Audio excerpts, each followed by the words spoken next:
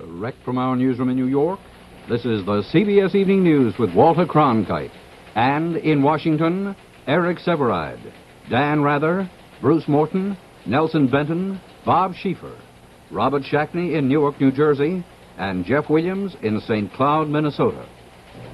Good evening. President Nixon won a partial victory today in the Congressional Conference Committee dealing with his Phase 2 tax bill. The committee compromised on the tax checkoff provision for financing presidential election campaigns. The provision, to which the White House strongly objects, remains in the bill, but it will not take effect until after the '72 campaign. The compromise came even as the financially hard-pressed Democratic Party's leading contenders were agreeing to curb their own spending. Bruce Morton reports. The Democratic contenders, Humphrey, Jackson, McGovern, and Muskie, met to sign a voluntary agreement limiting the money they'll spend on broadcast advertising and print and billboards in the primaries, limits which would sharply reduce spending from 1968 levels.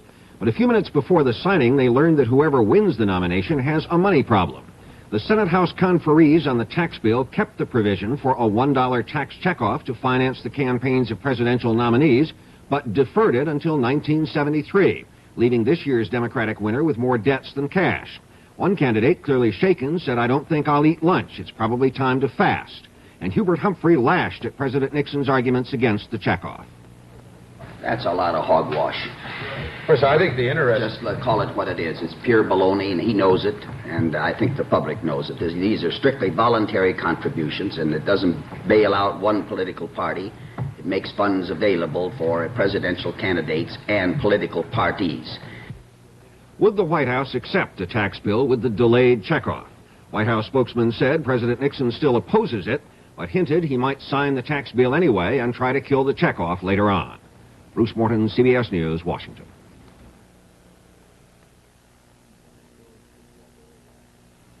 What goes together like ham and eggs, hot biscuits, and honey? Coffee, with Coffee Mate non-dairy creamer, the full-bodied one. Coffee Mate gives coffee more body, more flavor, but still 11 calories in a level teaspoon. Try Coffee Mate, the full-bodied one. It gives coffee more body, more flavor. From Carnation. Allstate says, watch this old car hit a wall at 5 miles an hour. Damage, just a few dollars. But watch the 1971 cars. At 5 miles an hour, average damage over $300. A new federal standard requires 1973 model cars to have better bumpers and is a fine step forward. Allstate wants bumpers that can take bumps again. Let's make driving a good thing again. The White House conference on the aging ended today with a pledge from President Nixon to try to relieve the financial squeeze on the elderly. Dan Rather reports. The president's address to older Americans comes in a campaign-style setting at a Washington hotel, less than 24 hours after returning from Chicago and an appeal to the youth vote. Mr. Nixon today promised more attention to problems of the aging, including reform of private and company pension plans, crackdowns on nursing home abuses, and spending more federal money on general help for older persons. He also served notice he may make lowering of property taxes an issue in his re-election campaign. He told the conference that property taxes are one of the largest unfair burdens older people must bear, that rapidly increasing property taxes are a problem for everyone, and that he will do something about it. Property tax collections have increased by 40% in the last 5 years alone. We need a complete overhaul of our property taxes and of our whole system of financing public education, because the property tax, as you know, in California as well as in many other states, is the primary tax which can and must be used at this time for financing public education.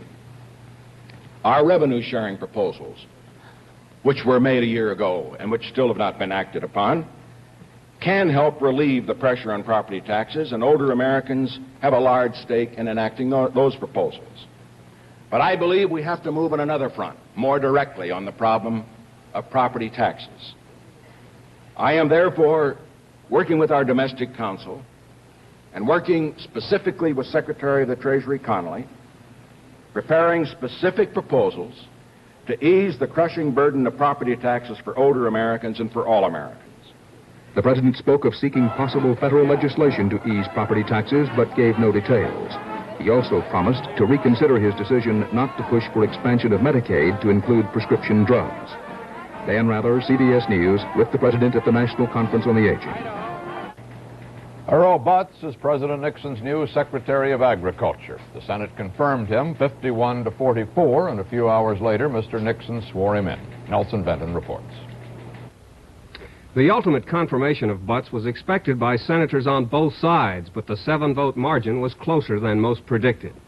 Even so, the vote was not like some close roll calls that evoke reactions of surprise from the gallery. At one point in the debate, Republican Aiken of Vermont, who managed the nomination on the floor, had some awkward pauses designating senators to speak for Butz. 4 Republicans voted against the administration: Cooper and Cook of Kentucky, something of a surprise, Young of North Dakota, and Miller of Iowa, farm state senators who opposed Butz from the start. All of the Senate Democrats who are probable candidates for president voted against. 4 hours after the vote, Butz was sworn in at the White House, the first time a cabinet member has taken office the same day he was confirmed. I was reminded just before coming into this room that I announced the nomination of the new Secretary of Agriculture on Armistice Day.